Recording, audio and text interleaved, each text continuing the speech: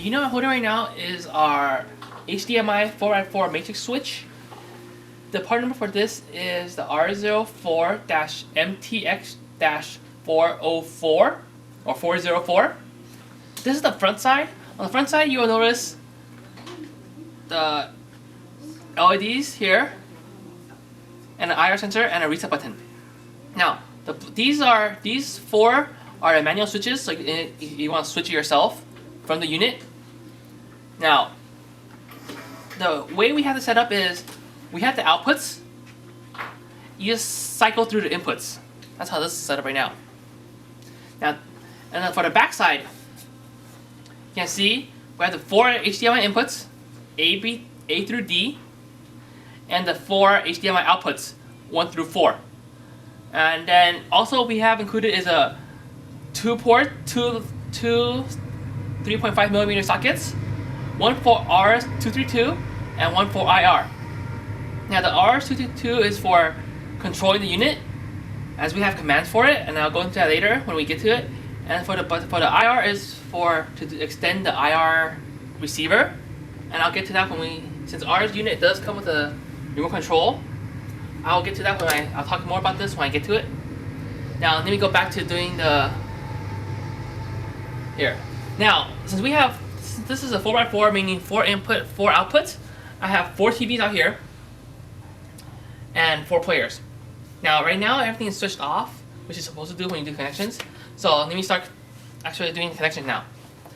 First thing you do is, if you're going to be using the RS232 function, you want to connect the RS232 cable to the socket, to the RS232 hole.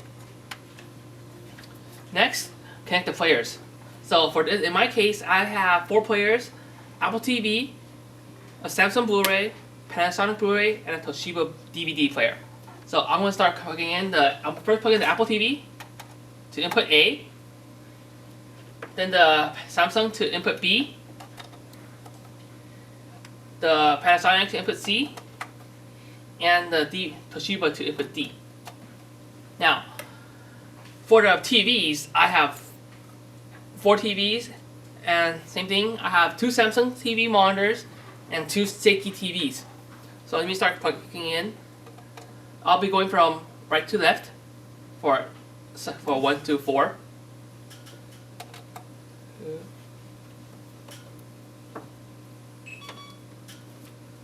3 and 4.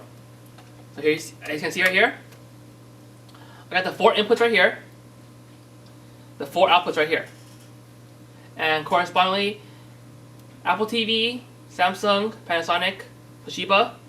Now, the rightmost TV, center right, center left, leftmost TV.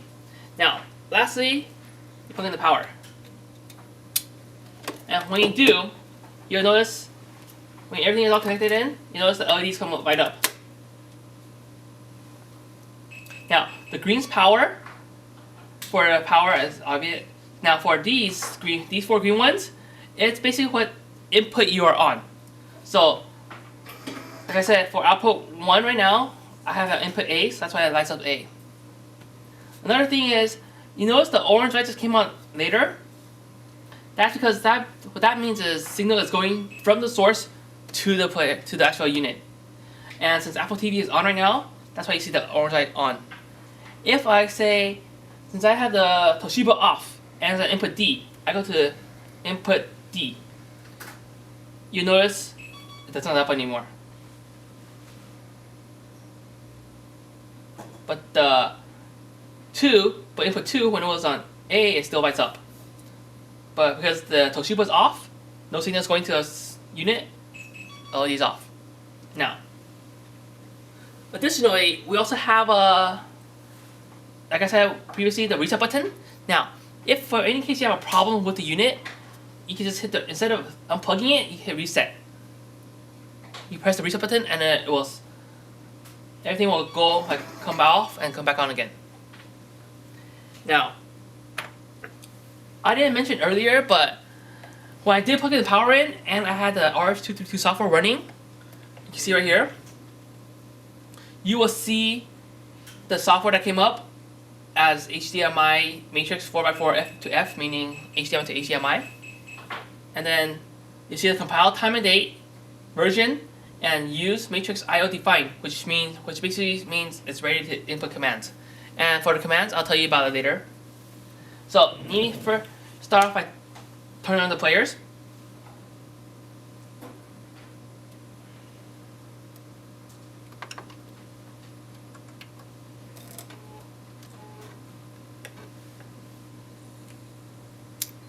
There you go, all the players are on. Oh, another thing I'll be using is, for these cables, for the HDMI cables I'm using a mix of 3 feet, 6 feet, 10 feet, and 25 feet lengths.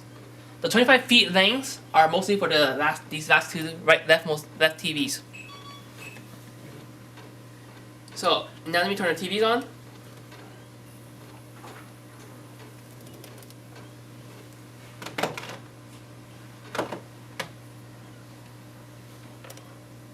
There you go. Now,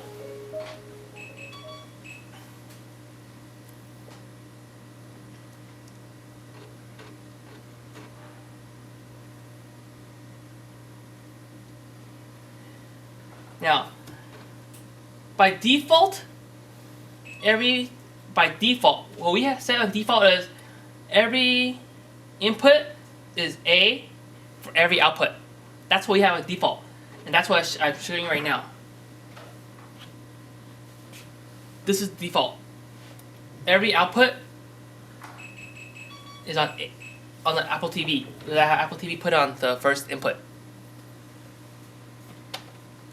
And if you notice here, let me pull up one of these infos for one of these TVs. You'll notice it's actually running 1080p 60 Hertz. Okay? So we do guarantee up to 1080p. So that's why I just showed you right now. Now let me start. Randomly need to cycle through the assign. As this is a matrix, I can assign different inputs for each output. So let me start to show you that real quick. So I have output 1 on input A, output 2 on input B, output 3 on input C, output 4 on input D. And that's what you'll see here.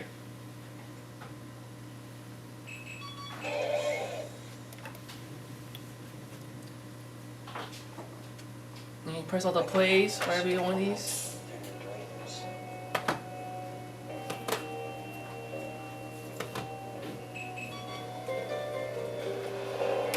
So,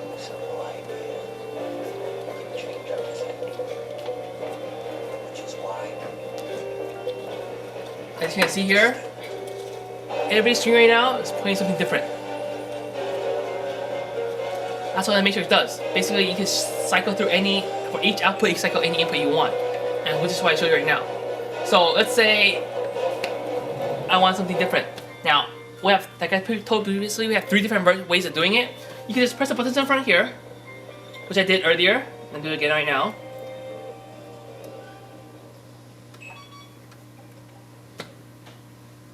Which I did right now, so I see it. I changed all the inputs for each output. So I have these two set as these two. This one as input C,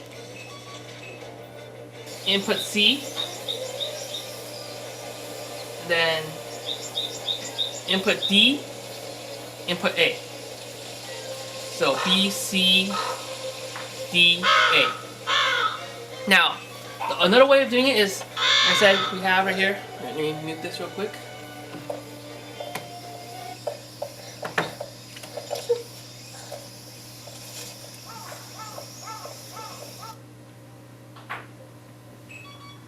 Another way of changing the inputs we have is with the remote control.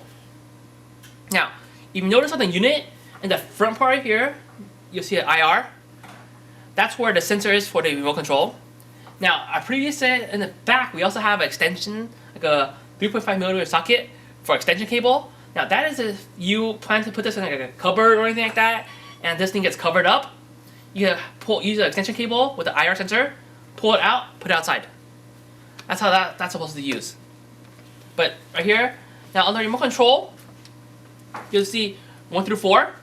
Basically, it just cycles the input of each output, 1 through 4. So let me change it real quick right now. You see me hitting the button, hit 2, and you see the actual bytes changing.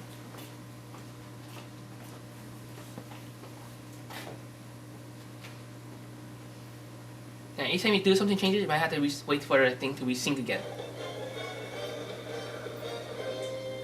As you see here, everything came back up. You should do it again. So change 4. If I change 4 to D, I hit it twice. From B to D, I just hit the button twice. And if I want to change, let's say, output 3 to B, I just hit it once from A to B. And you can see everything, once you sync everything, it has to come back up again. Once everything is synced, everything's back up. Now, another way of controlling it is when I previously mentioned the R014-MTX-404, and I'll show you right here. Now, we have 3 different commands that we could use. The first command we have is a switching command.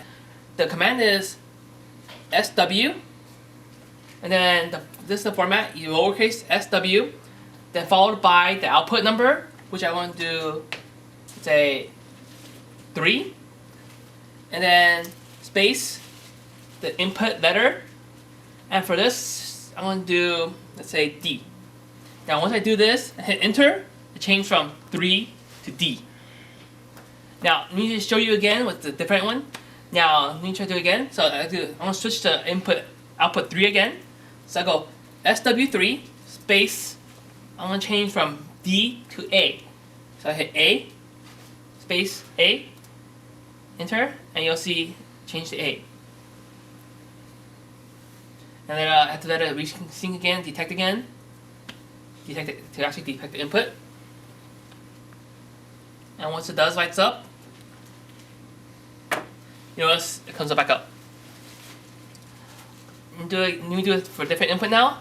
Let me try to do it for the, let's say, output 4. So SW4 space B, change from D to B. And you notice the change right here. Now, another command we have is called, you should check the status of it. And the command is STE. When you press STE, it basically tells you which, for all 4 outputs, which input is it on. And if it's getting signal or if it's idle. That's what it does basically. So the command is lowercase STE, and that tells you, that states the status of each output. Now, the last command we have is to power down the unit. Okay, like at night you say you want to power down the unit without having to unplug the power cable. So you just hit PWD to power down. And you notice every one of these outputs on the lights goes off, except for the power. Meaning it's not getting any signal in, it's not getting anything out, sending anything out. To turn it back on, all you do is hit the same command again, PWD. And when you do, you notice it powers back on, and it powers back on with the output and the input, with the input on the same state as your same player source you had previously. Let's see.